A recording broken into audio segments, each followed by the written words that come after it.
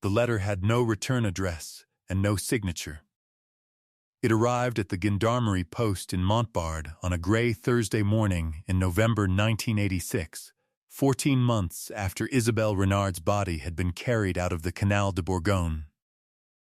The envelope was plain white. The message was typed, 3 sentences, a manual typewriter, the same machine for all 3. And Capitaine Ren Aubert read it twice standing at his desk, then sat down and read it a 3rd time.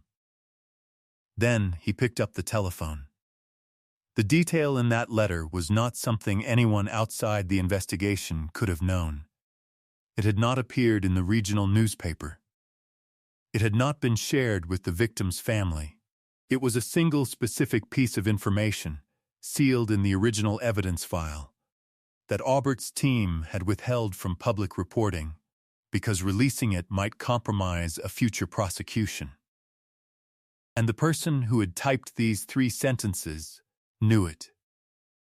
He did not know, reading that letter on that November morning, that he had just received the first of 12. He did not know that the same person would write again in 1989, in 1993, in 1998, in 2007, in 2011, and in 2015.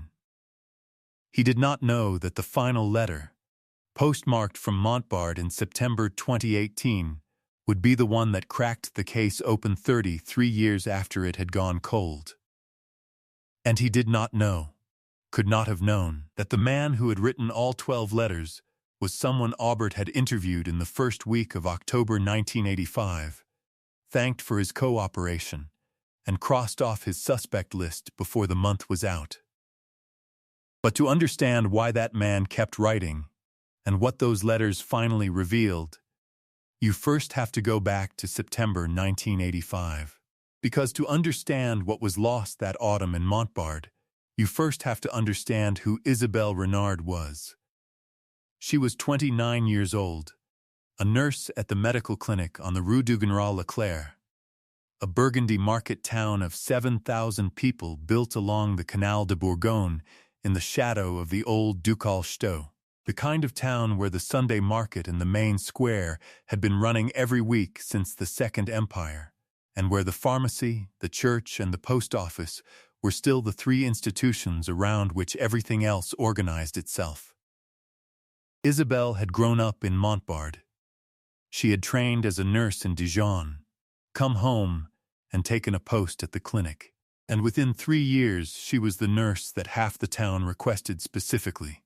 Not because she was the most technically experienced, but because she had a particular gift for making frightened people feel that their situation was manageable, and their fear reasonable, which is the rarer skill. She was the person you called when someone at home was declining and you did not know what to do next, and she would come after her shift and sit at the kitchen table and explain things in plain language and leave without making you feel helpless. In a town of 7,000, that is a kind of belonging that is not easily replaced. She was the only child of Claude Renard, a retired Sneef railway worker, who had raised her alone since Isabelle's mother died of cancer when Isabelle was 12. Claude was a precise, quiet man who had organized his retirement around his daughter, Sunday lunches, Thursday mornings at the market, occasional films at the cinema in Semur and Auxois. He was not demonstrative in the way that some fathers are demonstrative, but everyone in Montbard understood that Isabelle was the organizing principle of his life. France in the September of 1985 was a country negotiating its own distance between the old and the new. The TGV had reached Lyon 4 years earlier, and now every town that was not on the high-speed rail line felt the gap widening. The Minitel terminal at the Montbard post office offered something called electronic messaging, which most of the older residents regarded with patient incomprehension. On the Place Georges Clemenceau, the pharmacy run by a pharmacist named Marcel Vautrin, who had held the post for 16 years and knew nearly everything about nearly everyone in town, the way that French village pharmacists do, still had its original wooden dispensary counter from the 1930s, and the regulars who stopped in on Tuesday and Thursday mornings came as much for the conversation as for the prescriptions. Montbard had a specific smell in September, the first suggestion of the Quitador harvest beginning 20 kilometers south, the cooler air moving off the canal, the warmth of the stone buildings holding the afternoon sun. Isabelle was not engaged. She said she was 29 and there was time. She had a flat above a bakery 2 streets from the clinic, a cat named Palm, and an arrangement with Claude that she would come for Sunday lunch every week without exception. The Sunday before she disappeared, she had brought a tarte aux prunes she had made herself. Claude ate 2 slices and said it was the best thing she had brought in months, which was his way of saying he was proud of her. She told him not to be ridiculous. On the evening of Monday, the 16th of September, 1985, Isabelle worked the late shift at the clinic, which ran until 10 o'clock. At 9:45, she used the clinic telephone to call her father. Claude was already in bed with a book. She said the shift had been long and she was tired. She said she would see him on Sunday. He told her to sleep well. She said she would. She never arrived at her flat. At 7 the following morning, Claude telephoned the clinic because she had not answered when he had tried her at home. The clinic secretary confirmed that Isabelle had signed out at 10:10 the previous night. The walk from the clinic to her flat was 12 minutes along a well-lit street she had taken hundreds of times. By 8 o'clock, Claude Renard was at the gendarmerie. The brigade was mobilized that morning. Searches were conducted along the canal path, the roads north and south of town, the area behind the clinic. The clinic staff were brought in for questioning throughout the day. By nightfall, there was nothing. She was found on the morning of Friday, the 20th, 4 days later, by a lockkeeper making his rounds on the Canal de Bourgogne, half a kilometre south of the Pont de Buffon. She had been in the water. She had not drowned. At the scene and in its immediate surroundings, investigators collected and logged a number of items. Among them, catalogued, noted as non-diagnostic, was a square of waxy paper of the kind used to wrap pharmaceutical products. It was a common item. The pharmacies in the Quitador department used similar paper. It was noted. It was not pursued. A capitaine named René Aubert arrived from the departmental gendarmerie headquarters in Dijon to lead the investigation. He was 41, methodical, a man who read case files twice before he interviewed anyone, and who wrote his notes in full sentences. He met with Claude Renard on the Saturday morning. Claude answered every question with precision and did not cry until Aubert had gone, at which point his neighbor, Madame Porcher, came in and sat with him. The clinic staff were all accounted for. 2 had unverified alibis for the hour after the late shift ended, but neither was a plausible suspect for physical reasons the evidence made clear. The investigation's focus settled on a 24-year-old orderly named Thierry Martel, who had been disciplined twice at the clinic, once for inappropriate remarks to a colleague, once for accessing a patient record he had no reason to see, and who could produce no clear account of his Monday evening. He was held for questioning, released, held again. He was not charged. A partial alibi for the early part of the evening eventually surfaced, and without physical evidence tying him to the scene, the case against him would not hold.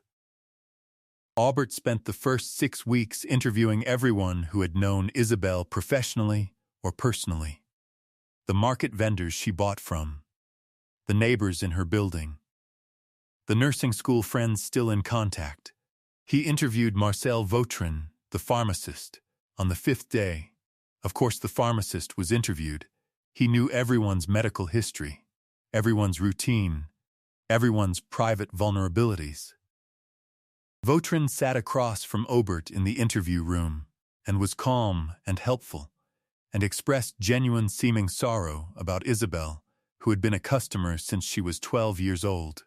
He had a clear account of his Monday evening, dinner with his wife, a telephone call with his sister in Beaune, the 9 o'clock news, bed by 10:30. His wife confirmed it. Aubert thanked him and crossed his name off the list within the week. The investigation produced 47 witness statements and no conviction. The pharmacy wrapping paper was identified as a generic brand sold at 6 establishments in the department and filed. Thierry Martel was definitively eliminated when a bar in Semur-en-Auxois produced CCTV footage placing him there on Monday evening. The camera was low quality, the timestamp uncertain, but it was enough. By the spring of 1987, the gendarmerie had reclassified the Renard case as inactive, citing insufficient evidence to proceed. Aubert objected in writing. His objection was acknowledged and filed. Claude Renard was not formally notified of the reclassification. He heard it from a gendarmerie clerk he knew from the market, who mentioned it in passing, apparently not understanding what he was saying. And then the letters began. The first arrived in November 1986, the second in the autumn of 1989, the third in early 1993, then 1998, 2007, 2011, 2015. 8 letters in Aubert's active tenure before his retirement in 2001, and 4 more in the years after, logged into the archive by other hands. Each letter arrived in a plain white envelope, typed on what forensic analysis would eventually confirm was the same manual typewriter used for the first. Each letter contained one specific detail that had never been released to the press or shared with the public. Not the same detail repeated, a different one each time, drawn from different corners of the sealed evidence file, as though the writer were working through a private inventory of what he knew and what he was willing to offer. The letters did not name anyone. They redirected, ask about the Tuesday and Thursday morning regulars at the pharmacy, consider whether all the clinic employees were where they said they were. There is something in the original evidence log that was not followed through, without ever arriving at a name. Aubert investigated every tip. None of them led anywhere that could be prosecuted. But he kept every letter, sealed each one in its own evidence bag, and logged them in the case file. He had a theory that the letters were coming from someone who had seen something they were afraid to report openly. He had considered briefly that they might be coming from someone closer to the case. He had not been able to prove either. He retired in 2001 without closing the case. He left the gendarmerie, moved to his wife's family home near Autun, and kept his personal notebook from 1985 and 1986 in a drawer in his study. In the notebook, the anonymous letters had their own section, 9 pages in, labeled simply, Les Lettres. The years in Montbard moved the way years move in towns where the wound stays open and the surface heals over it. Claude Renard went to the Church of St. Urse every first Monday of the month and lit a candle in the alcove by the side door. He had done this since October 1985. By the time his eyesight had weakened enough that he needed help reading the candle labels, he had been doing it for almost 20 years. He died in the autumn of 2004 at the age of 78. He did not know. Marcel Vautrin received the Médaille de la Ville from the Montbard Municipal Council in 1997 for 25 years of service to the community. His photograph ran in the local bulletin on his retirement in 2003. He served a second term on the Civic Committee. He attended the annual memorial services that the Renard family organized on the anniversary of Isabelle's death, attended them, stood near the back, bowed his head when the names were read. He expressed sympathy when the case came up in conversation, as it did in a town of 7,000. Because it always did. The house where Isabel had lived above the bakery had changed tenants 6 times since 1985. The clinic where she had worked had expanded twice and been renovated once. The children who had been in school in Montbard in the autumn of 1985 were in their 40s now. Some of them bringing their own children to the Sunday market where Claude had walked with Isabel on Thursday mornings. Every case on this channel represents weeks of research, verifying facts, and piecing together real lives that deserved better. If you want us to keep uncovering the truth behind stories like this one, please take a second to like this video, subscribe, and let us know in the comments where in the world you're watching from tonight. Your support is what makes this possible. Now let's get back to Isabelle Renard. Then, in the late spring of 2021, the Gendarmerie Nationale's Cold Case Review Unit in Dijon assigned the Renard file to a junior officer named Lieutenant Sophie Aubert, who did not immediately understand why the surname on the original investigating officer's report felt like something other than a coincidence. Sophie Aubert was 28 years old, newly transferred from Rennes, and she had requested the cold case assignment because she found systematic analytical work satisfying in a way she found difficult to explain to colleagues who preferred active investigations. She was told the Renard file was complex and that there was a substantial body of anonymous correspondence attached to it that had never been formally cross-analyzed. She spent the first 2 days reading the original case file in full. She requested the complete archive box on the 3rd day. Inside it, in a sealed folder, were 12 anonymous letters, including 4 that had arrived after Aubert's retirement and been logged by other officers who had noted the consistent format and done nothing further with them. Sophie laid all 12 out on her desk in chronological order. She read through them once, noting the content of each. Then she went back to the original evidence file and began mapping. The cross-reference took 4 hours. The result was unambiguous.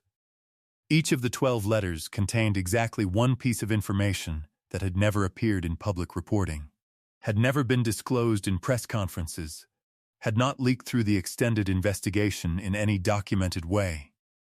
Not a single detail had been repeated across letters. And some of the later letters, the 2011, the 2015, the 2018, contained information from sealed forensic reports that had not existed in 1985 and had been added to the file over subsequent years. Whoever was writing these letters was not someone who had seen something once and had been quietly guilty about it ever since.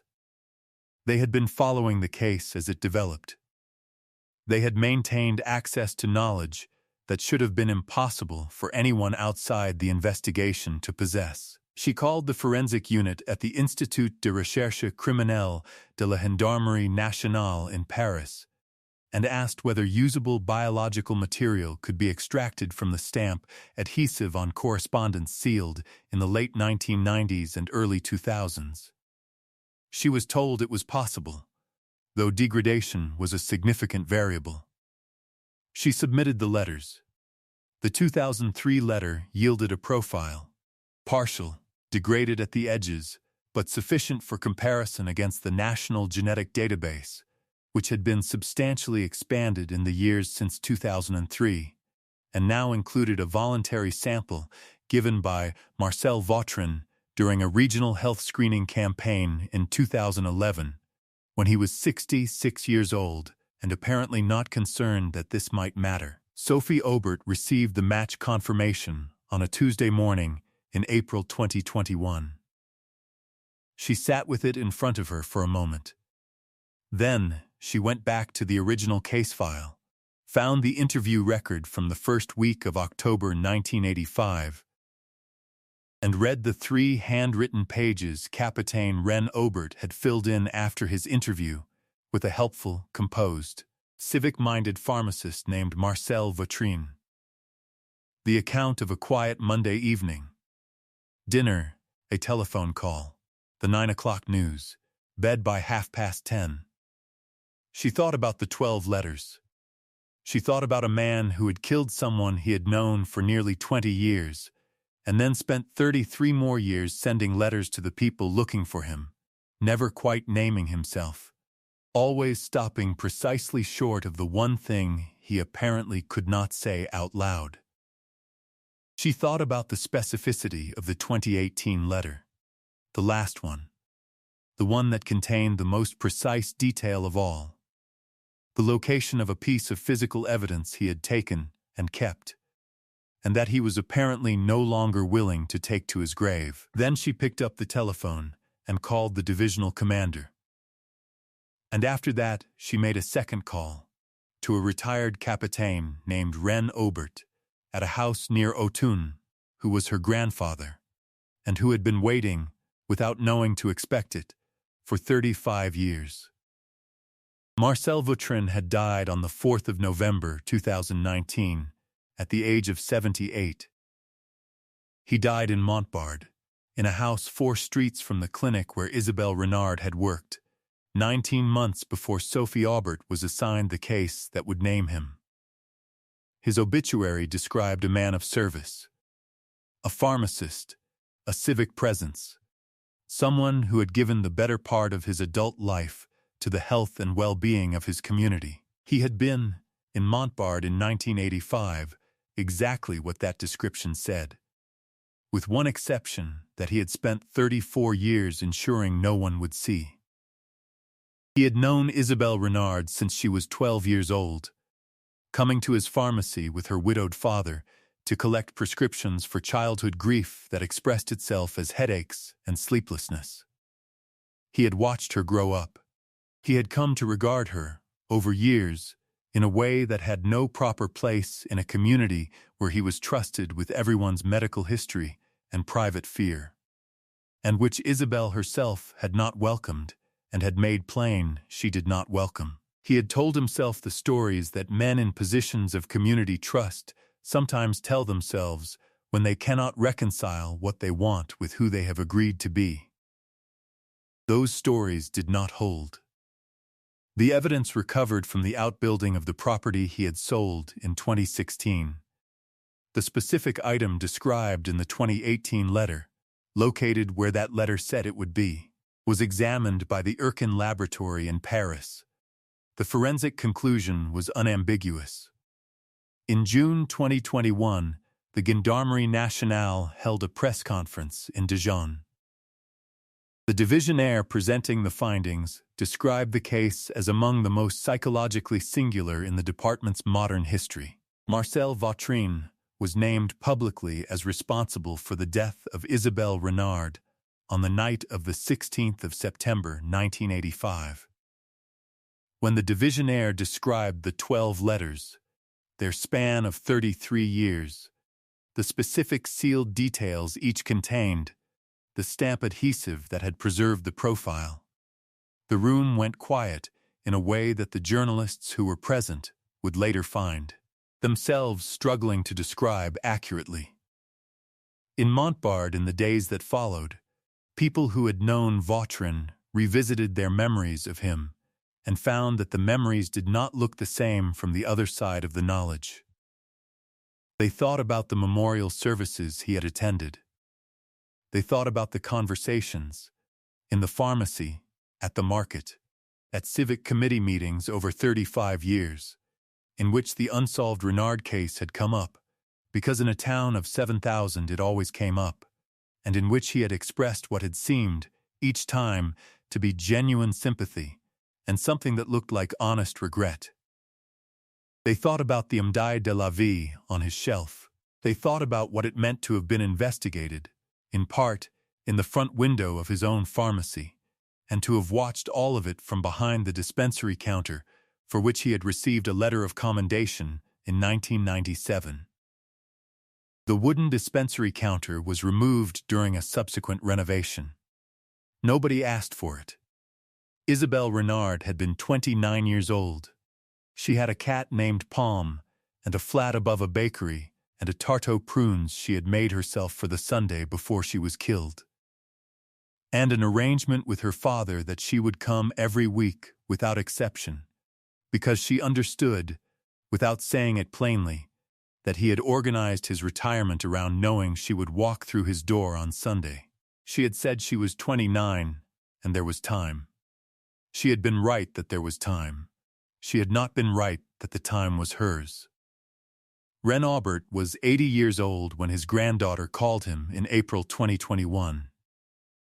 He had kept his personal notebook in a drawer in his study for 20 years.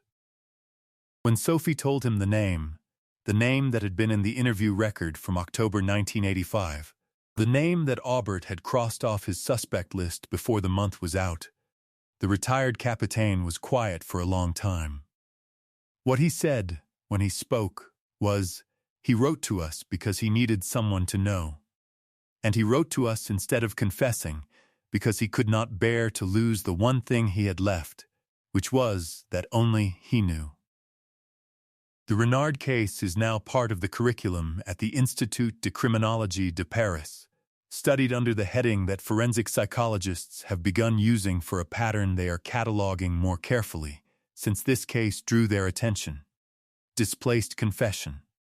The channeling of a compulsion toward acknowledgement into communication that circles the truth without ever landing on it. The 12 letters are analyzed for what they reveal about the internal life of a person who spent 3 decades performing grief for a community whose grief he had caused, writing toward a confession he never completed, and sending the evidence of his guilt to the people whose job it was to find him, apparently unable to stop. Claude Renard's candle alcove at the Church of St. Urse still has the small memorial plaque. His sister's family still lights a candle there on the first Monday of each month. They have been told the case is closed. What does it mean when a man spends 33 years confessing to a crime in a language that no one can read until he is already dead? What does it say about the nature of guilt, or its limits, that he could attend the memorial services, accept the civic honors, and still sit down at a typewriter, year after year, and send one more letter toward the truth he could not bring himself to speak? And what do we owe to the families who kept the candle lit for 20 years before anyone could tell them why? Leave your thoughts in the comments. Where in the world are you watching from, and what do you make of those 12 letters? Justice found Isabelle Renard after 36 years. Stories like hers are why this channel exists. If you believe that truth is worth pursuing no matter how long it takes, subscribe so you don't miss the next case. More solved cold cases are waiting in the description below. Thank you for being here.